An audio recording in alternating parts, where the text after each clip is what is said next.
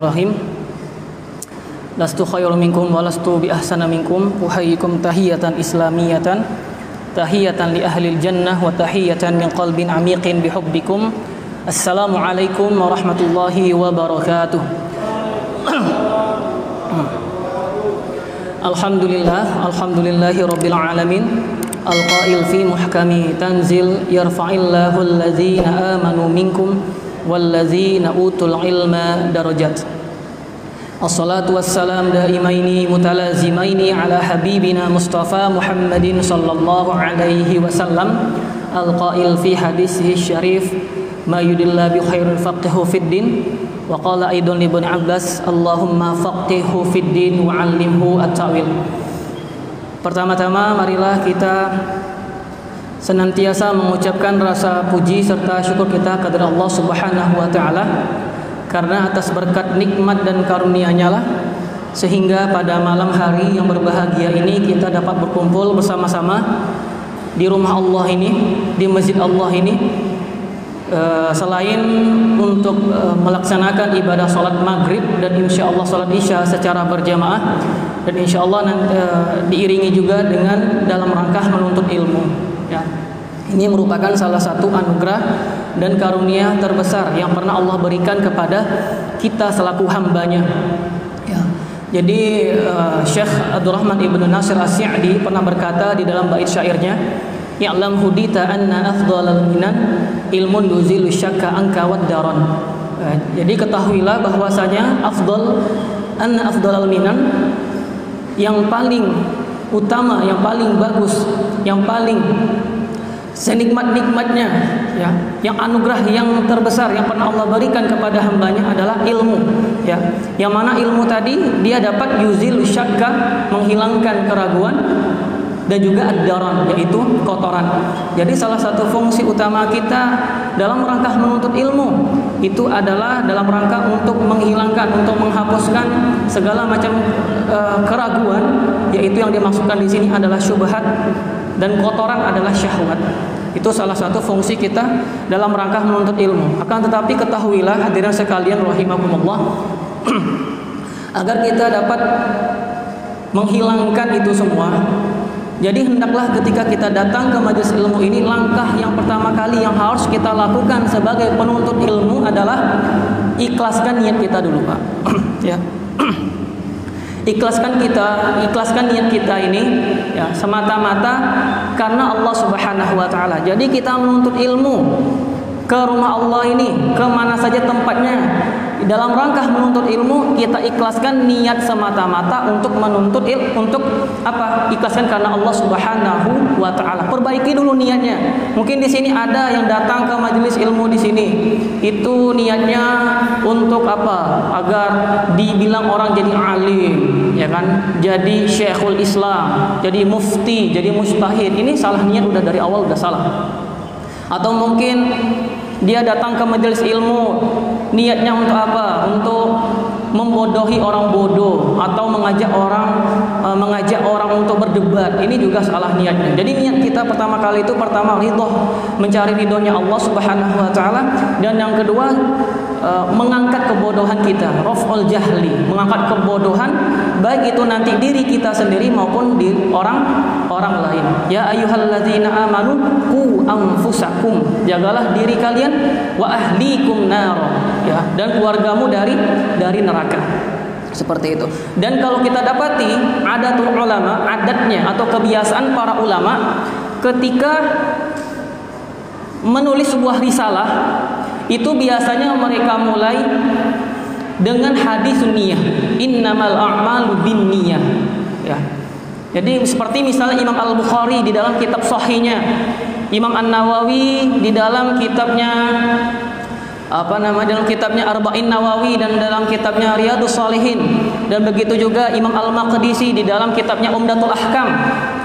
Mereka memulai hadis tentang niat semata-mata kenapa? Agar mereka itu menata niat dari awal. Jadi mereka membuat risalah tadi itu bukan untuk mencari pujian, tapi memang semata-mata karena ridho dari Allah Subhanahu wa taala. Begitu juga dengan kita. Ya, jadi langkah pertama kali yang harus kita lakukan untuk menuntut ilmu, yang pertama kali perbaiki dulu niatnya. Ya, ini sedikit nasihat yang saya sampaikan karena para masyayikh kami, Pak, sebelum sebelum memulai kajiannya di awal kali pertemuan itu biasanya diingatkan masalah niat, ya. Karena niat itu kan sebagaimana dikatakan oleh para ulama, qalbun. Kenapa hati itu dinamakan dengan qalbun? Karena dia mudah berbolak-balik. Qallaba yuqallibu, itu artinya berbolak-balik. Jadi tata hati dari sekarang seperti itu.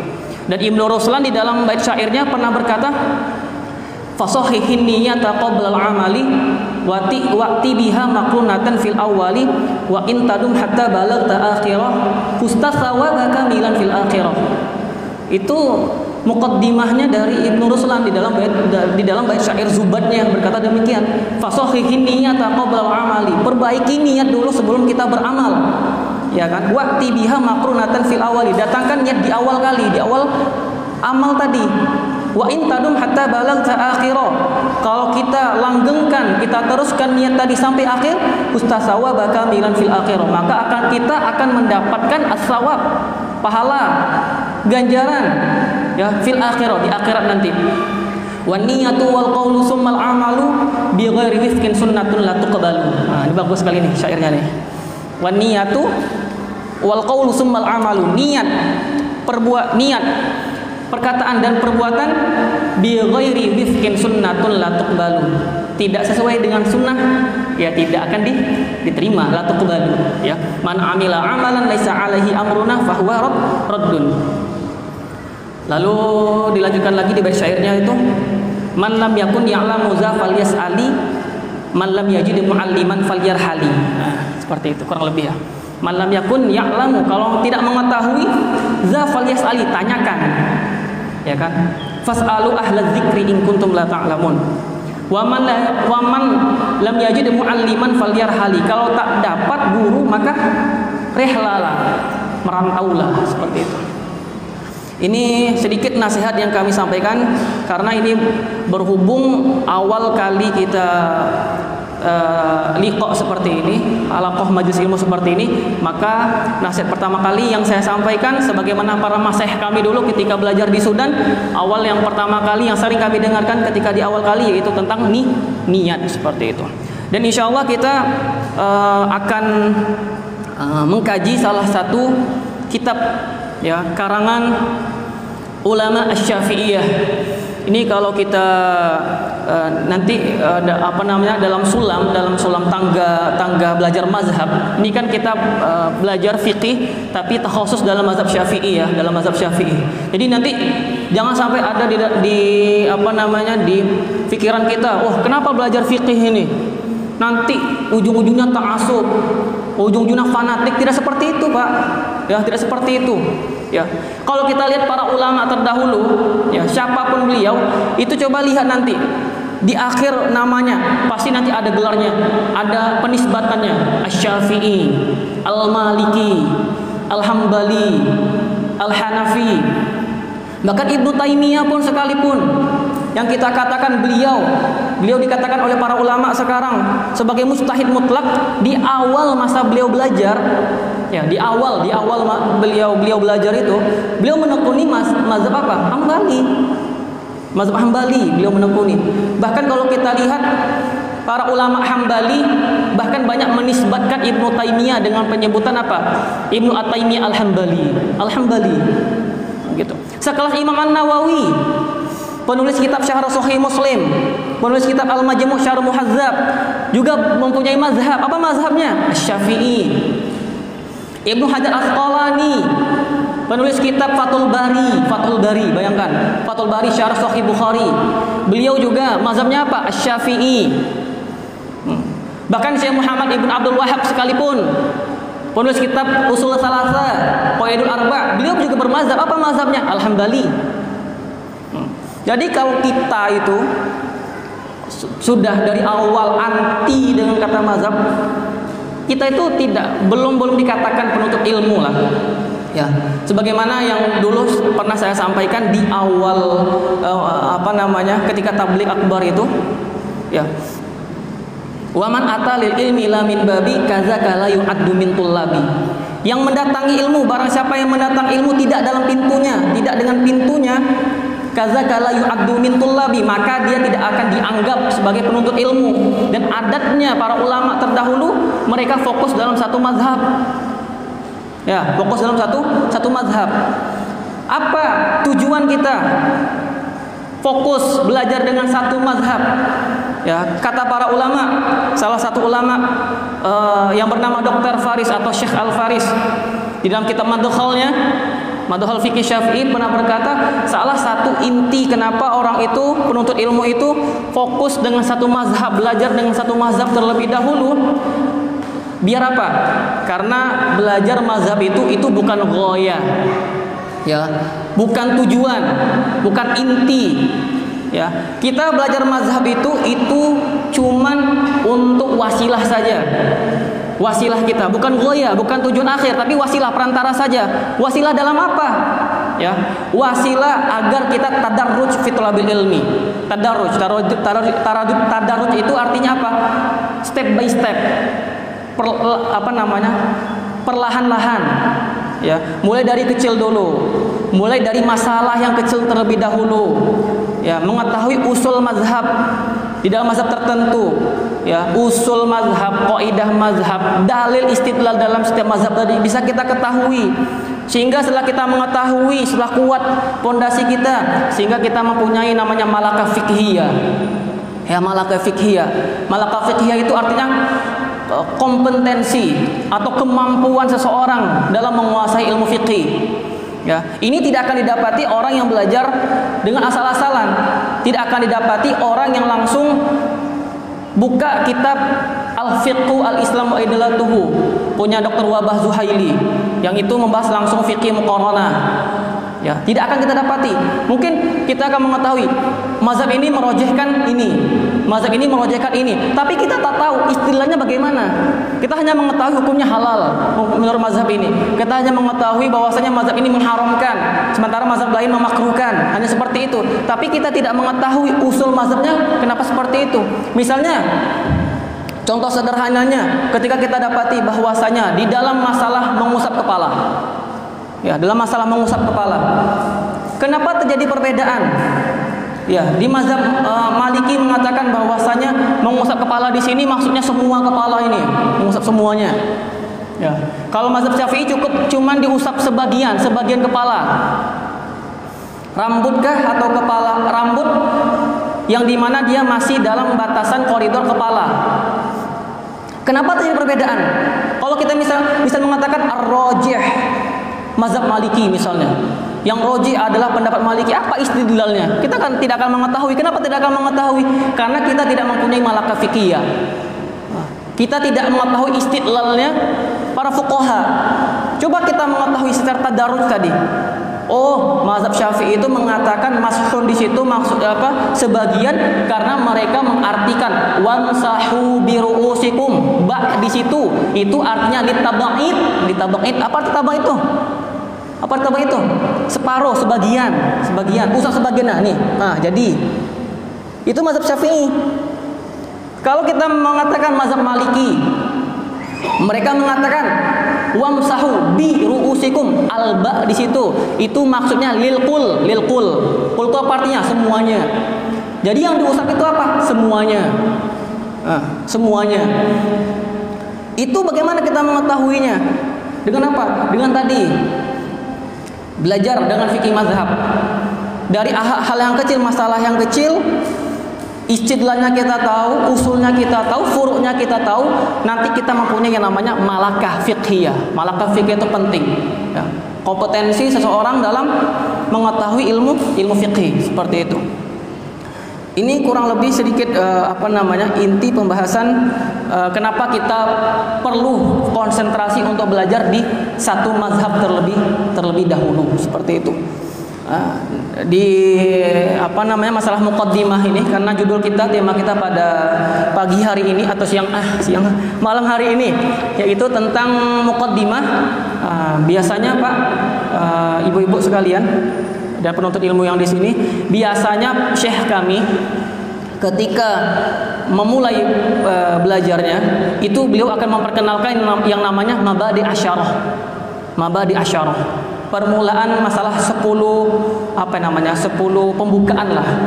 Jadi setiap fan ilmu tuh, setiap cabang ilmu itu punya yang namanya 10 ini. Entah ilmu nahwu kah, entah ilmu sorof kah, entah balaghah kah, entah fikih, usul fikih, akidah. Ini punya yang namanya mabadi asyarah, mabadi 10. Ya. Yang mana dalam 10 ini semuanya dihimpun oleh Syekh yang bernama Ibnu Sobban. Ibnu Sobban mengumpulkan 10 ini dalam 3 bait syairnya. Beliau berkata, inna mabadi kulla fanin asyarah, al-haddu wal mawdu'u summa samrah, wa fadluhu wa nismatun wal wadi wal ismu wal istimdadu, hukm syari' masailun wal ba'du bil ba'di iktafah, wa man daru al jami'ah hadha syarafah. Ya, inna mabadi kulla fanin, mabadi setiap fan, setiap cabang-cabang ilmu itu ada 10 asyarah. Al-haddu 1, wal mawdu'u 2, as-samratu 3, wa fadluhu 4, wa nisbatun 5, wal wadi 6, wal ismu 7, wal istimdadu 8, hukm syari' 9, masail 10. Ya, 10 ini. Ini 10 ini kalau kita sebagai penuntut ilmu itu harus mengetahui 10 ini. Gitu. Kira-kira cukup enggak waktunya, Pak? 10 seperti itu. Tapi disambung oleh beliau di Ibnu Sobban itu berkata wal ba'du bil ba'di iktafah. Jadi kata beliau wal ba'du bil ba'di iktafah, ya cukup mengetahui sebagiannya saja, udah cukup kata beliau. Wal ba'du bil ba'di iktafah, cukup mengetahui sebagiannya saja. Wa man daro al jami'a hadza syarafa. Tapi kata beliau, kalau kita mengetahui semuanya hadza syarafa, maka dia akan mendapatkan kemuliaan. Ya, karena mungkin waktu tidak mencukupi, ya kita mungkin kenalkan saja 5 saja, Pak ya. Ini saya himpun karena saya mungkin mengatakan yang 5 ini bagian paling terpenting dari yang 10 ini. Apa saja 5 ini? Yang pertama al-haddu.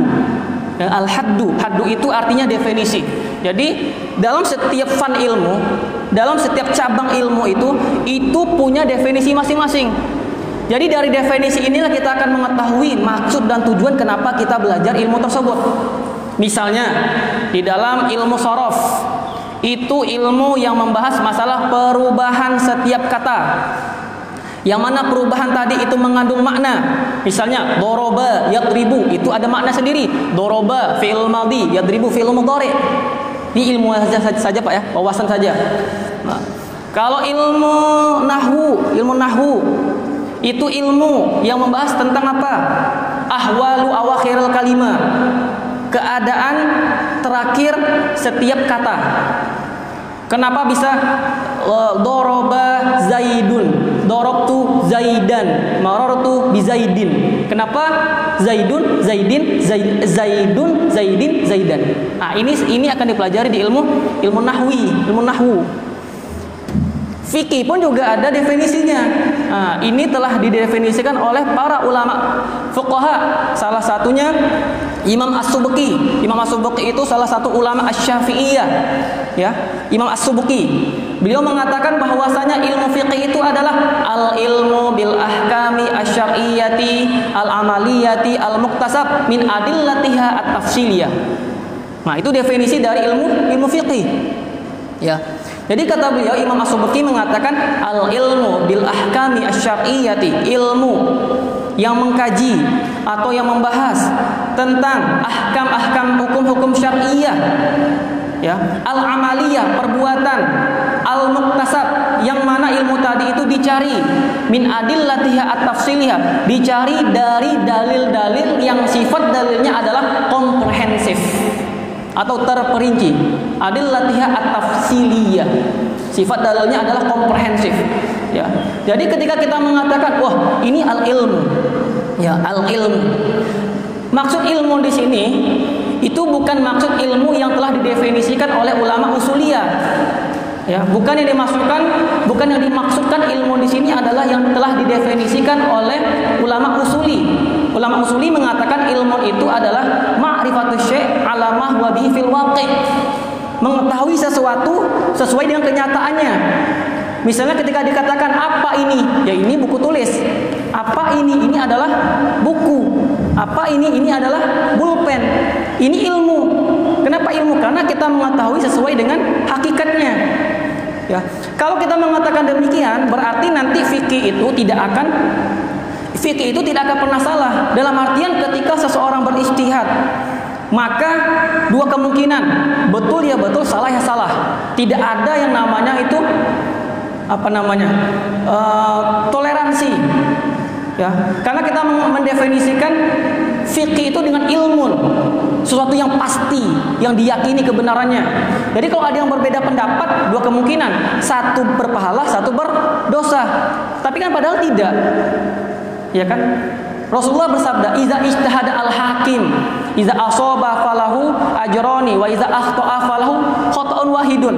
Yang namanya seorang mujtahid ketika dia telah beristihad, maka kalau dia betul dua pahala, kalau dia salah falahu ajrani.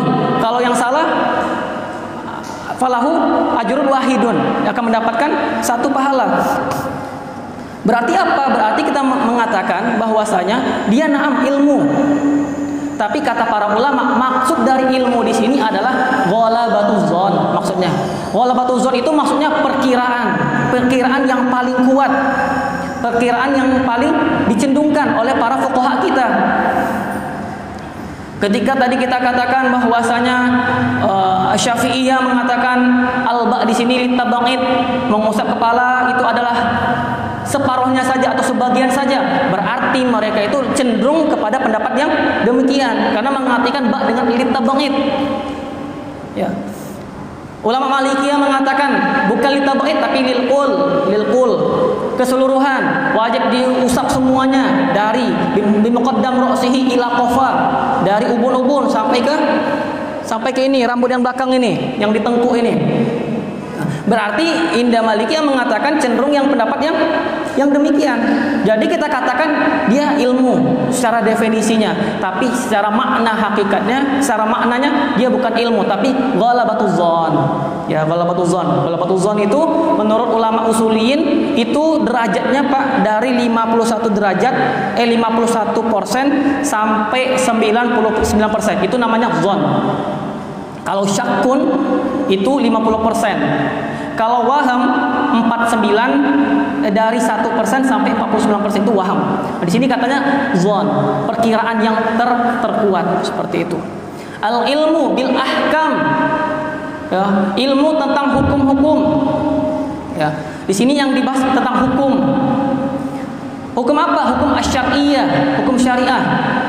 Berarti kalau membahas masalah hukum asyariyah, maka nanti dia, kalau kita katakan hukum itu, kata ulama usulin adalah khitabullahu ta'ala al-muta'allaq bi af'alil mukallafin, khitabnya Allah yang mana itu berkenaan dengan perbuatannya orang mukallaf, maka nanti masalah itu terbagi menjadi dua macam.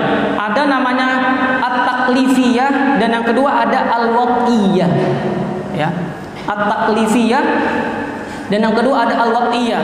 Kalau hukum berkenaan dengan taklifiyah, maka nanti berkenaan dengan wajib, sunnah, mubah, makruh sama haram. Kalau dia berkenaan sama khitab al-wad'iyah, berarti nanti di situ di dalamnya ada as-sabab, al-arkan dan segala macamnya. Ya.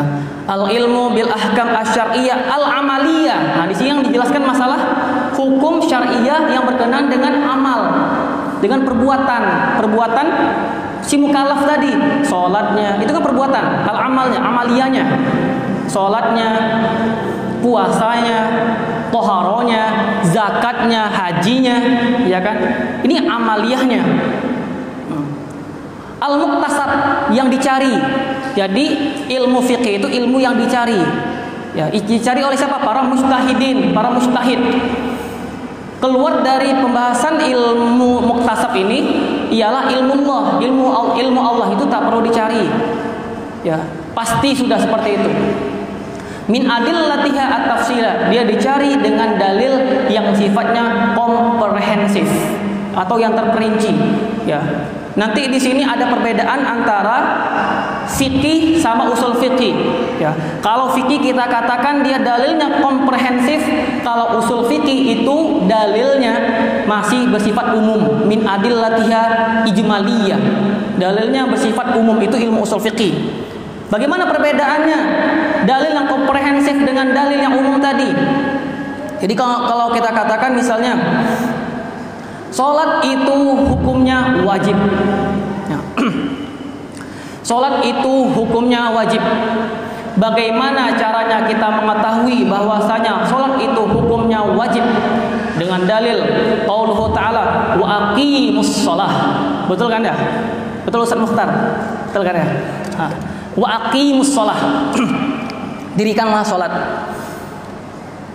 Ulama usuli, Pak, Bu, ulama usuli itu berkata seperti ini.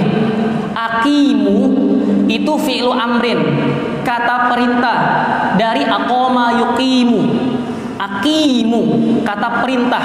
Kata para ulama usulin, ulama usul mengatakan yang namanya fi'lu amrin yadullu alal wujub. Semua fi'lu amrin, semua kata kerja kita katakan yadullu alal wujub, menunjukkan hukumnya wajib. Masih umum dia kan? Masih umum. Ya. Adillatiha ijmaliyah, dalil yang dia umum. Itu ulama usulin. Kalau ulama al-faqih, maka mereka langsung ngambil to the point, langsung ke poin intinya. Kenapa sholat hukumnya wajib?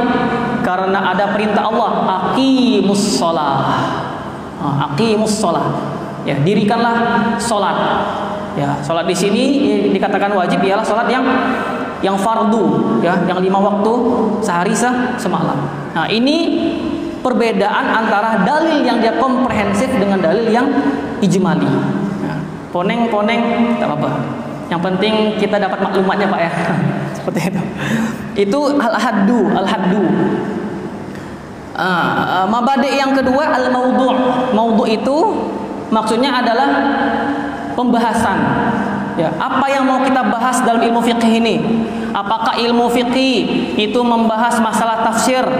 Apakah ilmu fikih itu membahas masalah hadis sahih atau hadis dhaif? Apakah ilmu fikih itu dia membahas masalah keesaan Allah? Apakah ilmu fikih itu dia membahas masalah huruf-huruf akhir dalam suatu kalimat? Maka kita katakan maudhu' atau pembahasan ilmu fikih itu adalah tentang af'alul mukallafin. Ya, perbuatan orang-orang mukallaf, perbuatan orang yang telah dibebani oleh syariat. Nah, ini pembahasan dari ilmu fikih. Adapun asamarahnya, asamarah atau faedah, ya, hasil atau buah kita belajar ilmu fikih itu apa tujuannya? Apa buahnya? Buahnya adalah imtithalu awamirillah wajtinabu nawahi. Ya. Kita dapat mengerjakan apa yang diperintahkan oleh Allah dan menjauhi segala larangannya. Dan inilah hakikat maksud dari takwa, ya Pak ya. Takwa itu, maksud dari takwa itu kita bisa merealisasikan apa saja yang diperintahkan oleh Allah dan menjauhi segala larangannya. Adapun penisbatan ilmu fikih ini, ya, penisbatan ilmu fikih itu ialah kita nisbatkan ilmu fikih ke ilmu-ilmu syar'i. Ke ilmu-ilmu syar'i nomor 4. Dan yang terakhir nomor 5, al-wadhi'. Wadhi' di sini adalah pencetus, ya. Atau kita katakan siapa yang pertama kali menemukan atau siapa yang pertama kali memformat ilmu fikih menjadi bentuk sebuah tulisan, ya. Walaupun kita katakan para sahabat, ya, para sahabat di sini, walaupun mereka tidak ada namanya tercantum, ya, bukan berarti mereka itu jahil dalam masalah fikih. Mereka itu tahu ilmu fikih, tahu yang mana halal, yang mana haram. Toh mereka kan hidup langsung bersama Rasulullah Shallallahu Alaihi Wasallam. Cuman ketika diformatkan ke dalam sebuah buku, diformatkan sebuah buku, siapa mereka? Siapakah pertama kali yang merapikan tadi ke dalam bentuk sebuah tulisan? Katanya di sini ialah al-wadhi', ialah al-a'immah al-mujtahidin, ya, para imam mujtahid. Dan sini diperincikan lagi oleh muallif Taqrirat Sadidah, penulis Taqrirat Sadidah. Beliau mengatakan awwalu man allafa fihi imla'an, yang pertama kali menulis secara imla, mendikte, itu adalah Al-Imam Zaid ibnu Ali ibnu Al-Husain ibnu Ali ibnu Abi Thalib. Imam Zaid. Jadi Imam Zaid ini pertama kali yang menulis secara dikte, secara imla. Lalu yang pertama kali mentaklif, menulis, memindahkan ke dalam sebuah tulisan, dibentuklah sebuah buku terformat, itu katanya ialah tilmidnya Imam Zaid yang bernama Imam Abu Hanifah. Jadi Abu Hanifah itu yang pertama kali yang merapikan ilmu fikih. Jadi saya pernah Pak menemukan satu qaul, yang ini qaulnya kalau saya bilang kurang beretika. Jadi qaulnya itu dinisbatkan kepada Imam Abu Hanifah. Mereka mengatakan nahnu rijal wa huwa rijal. Nahnu rijal wa huwa rijal. Qaulnya ini, perkataannya itu sahih betul, tapi yuradu bihi al-batil. Yang dimaksudkan di sini batil.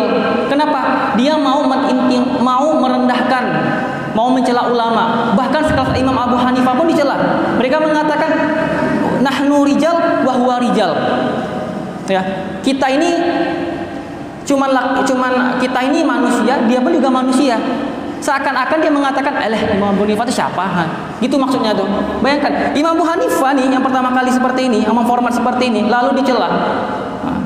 Ini kan pertanda apa? Pertanda kita ini kurang beretika, kurang adab kita.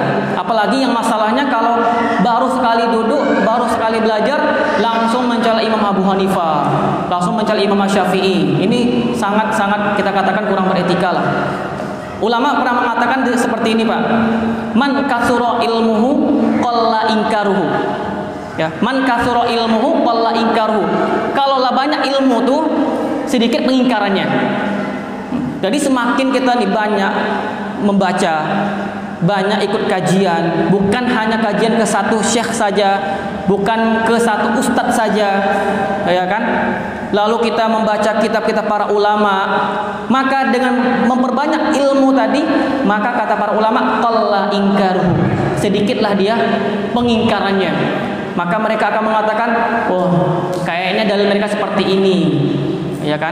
Kalau orang nih zaman sekarang nih mau insaf terhadap masalah Maulid Nabi, ya, ada dua sisi di sini. Ada yang mengatakan diperbolehkan, ada yang mengatakan bid'ahnya bid'ah hasanah, ada yang mengatakan bid'ahnya bid'ah munkaroh. Kalau kita melihat kitab para ulama Pak, yang membid'ah hasanah tuh bukan Irfandi. Ya, kalau Irfandi ini hanya penuntut ilmu, bukan penuntut ilmu, bahkan muhibbul ilm, suka ilmu saja. Bukan hanya Irfandi, tapi ulama seperti siapa misalnya? Imam Ibnu Hajar Asqalani. Siapa beliau itu? Imam As-Sakhawi, muhaddis bermadzhab Syafi'iyah, dan banyak lagi para ulama lainnya. Iya kan? Siapa lagi misalnya? Bahkan Ibnu Taimiyah pun, ya, beliau punya sikap, beliau mempunyai masalah hukum tersendiri, masalah Maulid Nabi, tapi ada sikapnya. Apa sikapnya? Ketika didapati ada sekelompok orang yang mentakzim, merayakan Maulid Nabi, maka mereka akan mendapatkan ganjaran. Itu maksud Ibnu Taimiyah. Bayangkan, beliau punya hukum sendiri, tapi ada sikapnya. Itu orang kalau mau insaf seperti itu. Lihatlah Imam Ahmad Ibnu Hanbal. Beliau mengatakan tidak masyru' itu, kunut itu tidak masyru'. Tapi ketika didapati ada imam berkunut, apa perintah Imam Ahmad? Apa perintahnya? Keluarlah ente, solat ente tak sah. Apa gitu perkataannya? Tidak. Beliau mengatakan bagaimana? Solatlah, ikut kunutnya, aminkan. Itu Imam Ahmad. Jadi kalau kita sudah banyak ilmu kita, sudah banyak wawasan kita, sudah banyak kajian kita, bukan hanya ke satu ustadz, insya Allah qalla inkaru, sedikitlah apa? Pengingkarannya, seperti itu. Dan di depan kita ini insya Allah kita akan membaca kitab Al-Mukhtasar Latif Pak ya. Al-Mukhtasar Latif karangan Al-Faqih Abdullah ibnu Abdurrahman Bafadl, Ya, nama beliau Abdullah ibnu Abdurrahman Bafadl. Jadi kalau nanti bapak dapati, ibu-ibu dapati ada nama ulama yang tuh ada baknya depannya, kayak Bafadl, Bahmaromas, apa lagi? Basalama apa? Basalama apa? Khalid Basalama, apa lagi? Yang ada bak-banya itu biasanya udah hukumi di orang Yaman. Orang Yaman. Kalau kita kan Medan kan punya marga sendiri Pak ya. Harahap pasti itu. Orang Medan. Kalau biasanya Sayyid, wah ini kalau Sayyid nih seperti itu. Tapi kalau orang Yaman itu biasa ada bak-bak depannya. Bafadl, Bahmaromas, Basalama, apalagi Baswedan nih kan ya. Baswedan. Itu kan Pak Anies kan keturunan mana? Orang Yaman, keturunan Arab. Nah, jadi beliau ini orang Tarim, orang Hadromiyah, ya orang Hadromiyah, orang Tarim, yang dimana beliau itu lahir di Tarim pada tahun 850 Hijriah, ya, dan beliau wafat tahun 917 Hijriah. Umur beliau 68 tahun. Beliau banyak mempunyai risalah, dikatakan di sini risalah beliau sebanyak 12 kitab, Pak. 12. Tapi yang paling masyhur, yang paling terkenal, yang sering dipakai oleh kita itu biasanya 2 kitab. Pertama Mukhtasar Latif, yang ini yang kita pakai sekarang, dan yang kedua Al-Muqaddimah Al-Hadramiyah. Ya, Mukhtasar. Kenapa dinamakan Mukhtasar? Mukhtasar itu kenapa dinamakan demikian? Karena kata para ulama, qalla lafzuhu wa kasura ma'nahu. Ya, sedikit lafadznya tapi maknanya banyak. Makanya dia dinamakan Mukhtasar, ringkasan, ya, Mukhtasar. Mukhtasar Latif ini matan. Adapun para ulama banyak yang mensyarahnya. Salah satu syarah yang afdol yang saya tanyakan dulu kepada syekh kami yang bernama Syekh Nasor. Kami katakan, Syekh, apa syarah yang bagus dalam kitab dalam matan Mukhtasar Latif ini? Beliau mengatakan 3. Pertama ada Al-Faraid Al-Mardiyah punya Imam Romli. Yang kedua Bayan wa Ta'rif, ini Bayan wa Ta'rif yang saya pegang sekarang. Dan yang ketiga lupa. 3 lupa. Ini tiga syarah ini yang kita katakan yang paling afdal. Ya. Ini sedikit muqaddimah dari saya. Mungkin insyaallah pada pertemuan selanjutnya akan kita lanjutkan Pak ya. Pada Isya tidak ada Ustaz ya. Jadi kita lanjutkan pada pertemuan yang akan datang. Ini sebelumnya, ini kan saya katakan di broadcastnya ada sanad Pak ya. Saudara sekalian, ini kan ada sanad, bersanad. Jadi nanti saya nggak tahu bagaimana sistemnya. Mungkin ada 1 orang nih yang yang absen, yang siap mengabsen teman-teman yang hadir. Jadi nanti saya akan beri sanad saya ini berasal dari syekh saya yang bernama Syekh Mahir As-Suri, orang Suriah. Ini langsung sanadnya ke penulis Syekh Bafadl rahimahullah. Jadi yang mau sanad saya harapkan paling minimal dia hadir berapa persen lah maunya. Nah, seperti itu. Mungkin ini yang dapat kami sampaikan, kurang lebihnya mohon maaf. Akhirul kalam, wassalamualaikum warahmatullahi wabarakatuh.